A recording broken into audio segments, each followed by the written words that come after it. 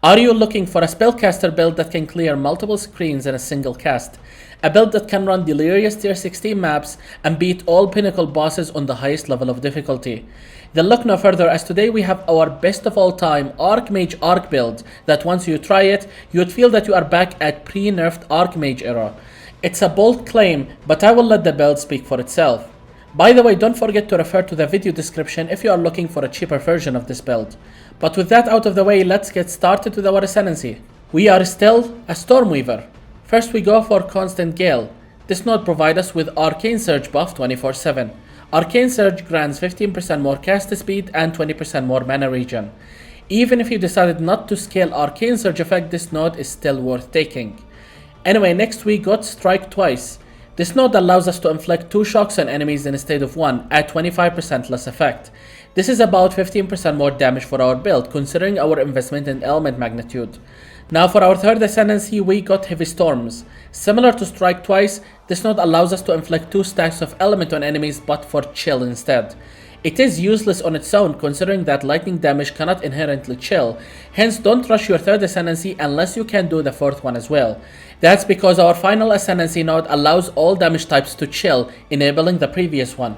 Overall, our 2 stacks of chill slows enemy down by 34%, which is better than the 20% offered by the Chronomancer. But with that, we are done with our Ascendancy. Now let's take a quick look at our passive tree. Our tree focuses on spell damage, cast speed, spell crit chance and crit damage, energy shield recharge rate and start speed, lightning damage and lightning penetration, mana regen, and intelligence. Alright, with the passive tree out of the way, let's go over the exciting part. Items. First of all, any self-proclaimed best caster build should have a crafted wand like this one. You are looking for additional lightning gem levels, cast speed, and as much increased damage on the prefixes as possible. To make this, buy any wand with fractured lightning gem levels and spam Chaos Orb on it until you hit tier 1 cast speed. Then slam a random prefix with Omen of Sinistral Exaltation. After that, use Omen of Sinistral Crystallization in conjunction with Perfect Essence of Alacrity to replace the new prefix with 20% increased mana cost efficiency of scaled suffix. The final step is to use Perfect Exalted Orb in conjunction with both Omen of Homogeneous Exaltation and Omen of Greater Exaltation for a guaranteed chance to hit desirable high tier prefixes like increased lightning damage and gain percent of damage as extra lightning.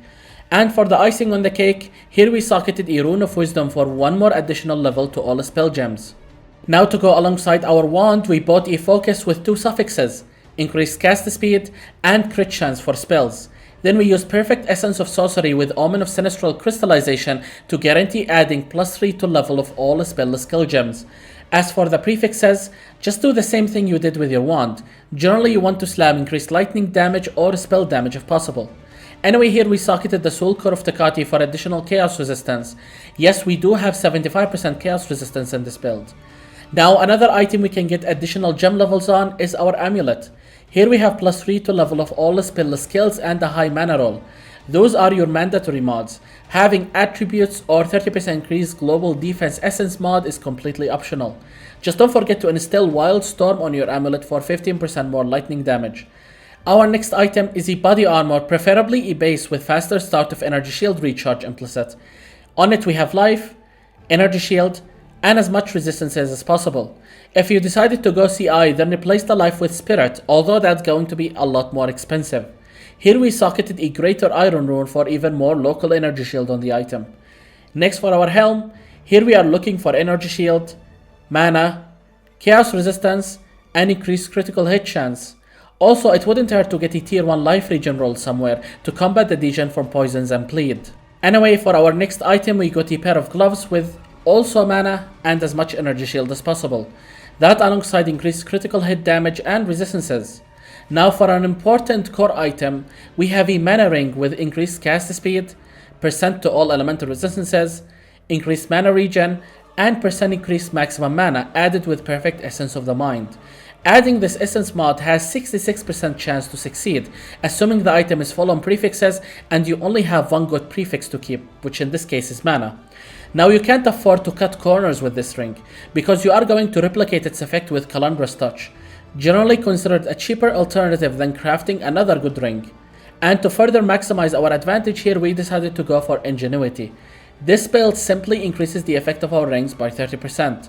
You are going to need the perfect roll on this, and yes, it is better than using a mirror tier rare build because we can't roll cast speed or mana regen here. Hence it is best in slot. Last but not least, we got a pair of boots with tier 1 movement speed, life, mana, and resistances. It's either this or you replace both life and mana for energy shield mods. That's ideal if you go with chaos inoculation, but definitely more expensive. But with that we are done with our items. Now let's go over gems. For our main 6-link arc setup, we have considered casting for more hit damage at the cost of cast speed, Scion's Temper for firing 8 additional projectiles in a Nova, Deliberation for more damage at the cost of movement speed, Lightning Exposure for reducing enemies' lightning resistance below 0, and Lightning Mastery. I can't state enough on how useful Scion's Temper is. Each cast grants a 20% escalating chance to proc, which averages to about once every 3 casts. When it does proc, it single-handedly clears multiple screens in all directions, which easily beats Lightning Arrow clearing potential. It is hands down my favorite support gem in both Path of Exile 1 and 2. Anyway, for our second 6-link Orb of Storm setup, here we have Overburdens for 1 additional maximum Orb of Storms, Magnified Area for increased area of effect, Considered Casting, which has no downsides here, Efficiency for reduced mana cost, and another Lightning Mastery gem. Now you don't need to drop Orb of Storms every few meters like what I'm doing in this video. I'm just used to doing that from back when this build used to like damage. Instead, you should only use it against bosses. Anyway, next we have a damage support Mana Tempest setup. This one is linked with increased cooldown recovery speed for shorter cooldown and efficiency for reduced mana drain. This iteration of the build has more mana potential, which means you can stand in the Tempest longer before it devours all of your mana. Just remember to leave the Tempest early if you decided to get 20% quality on the gem, as that makes the mana drain lingers for 2 seconds after leaving the storm. Anyway, last but not least, we got Archmage. This one is only linked with Clarity for additional mana regen. Archmage increases your mana costs in exchange for a hefty lightning damage gain. It's mandatory to have in a build like this one. But with that we are done with our gems. As for jewels, you are looking to get as many copies of a normal rare jewel like this one. We are looking for increased maximum energy shield, increased crit chance and or crit damage for spells, but most importantly 15% increased magnitude of elements you inflict. This applies to both chill and shock. But with that we are done with our best arc lightning spellcaster build for Path of Exile 2. If you guys have enjoyed this video, then feel free to subscribe so you don't miss out on any future build guides like this one, and make sure to let me know your opinion in the comment section down below. Also be on the lookout for a future updated version of this build with CI and even more defenses. But for now, my name is Phoenix and I will see you all in the next video.